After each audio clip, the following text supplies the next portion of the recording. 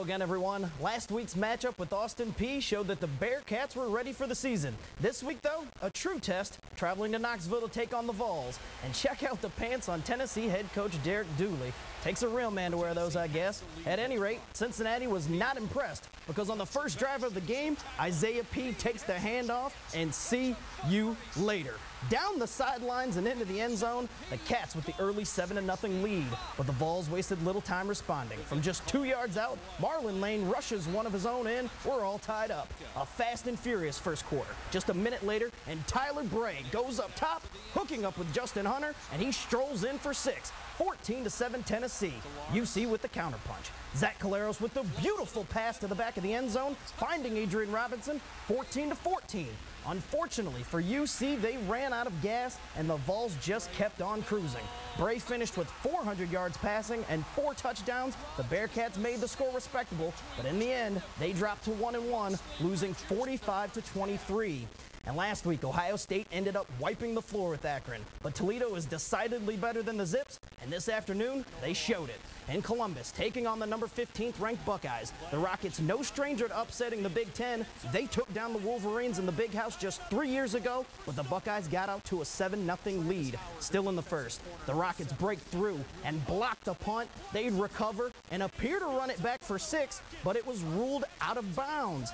No matter, because just a few plays later, Austin Danton finds Eric Page, and he finds the end zone, and the Rockets would go for 2, making it 8-7.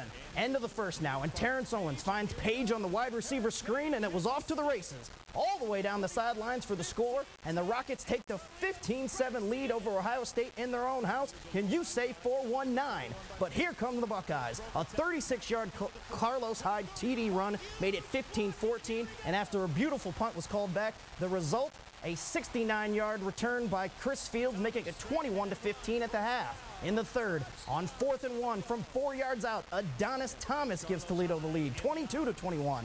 And OSU now from 2 yards out, and Hyde punches in his second of the game. That put the Buckeyes ahead for good. The Rockets had a chance to potentially win the game, but they came up short on 4th and 5 in the final minute. The Buckeyes pull one out, 27-22.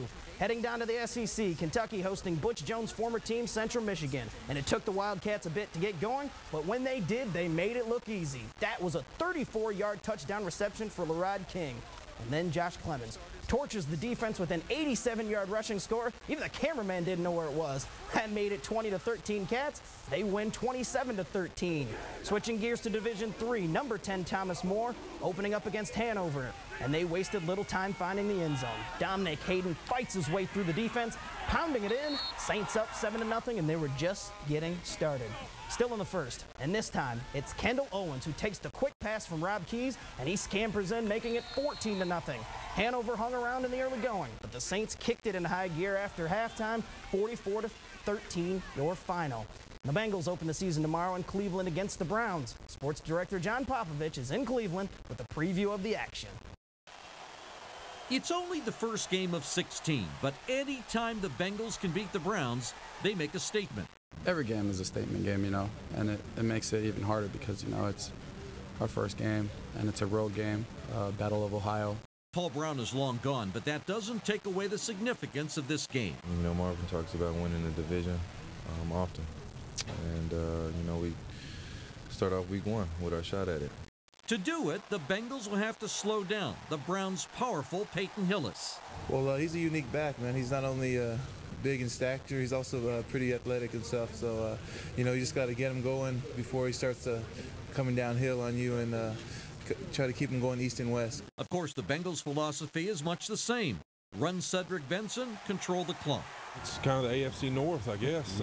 In this division, yeah. I mean, if you come out and run the ball effectively and can continue to run football, you're going to win this game, and especially in a game where you have two offenses that are kind of aligned the same. We want to be able to run the ball effectively and pound it, and so do they.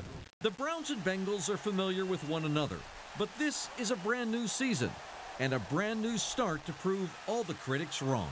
I think we got the people to do it, the coaches to do it, and we'll be ready when come 1 o'clock Sunday.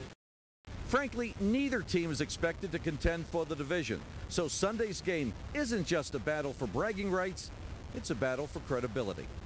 John Popovich with the Bengals in Cleveland. Scott? Thank you, Popo. And it was a record-tying day for Bronson Arroyo and the Reds on the anniversary of the birth of Joey Votto, no less. But the record tied was that of the most home runs allowed in a single season by a Reds pitcher. Arroyo accomplished that feat in just one inning of work, allowing 3 long balls, 40 for him on the year, tying Eric Milton's dubious feat. The two teams combined to hit 9 home runs before the 5th inning. Votto did have a happy birthday, though, finishing 3 for 4, but the Reds fall 12-7. That's it for sports. We're back with more right after this.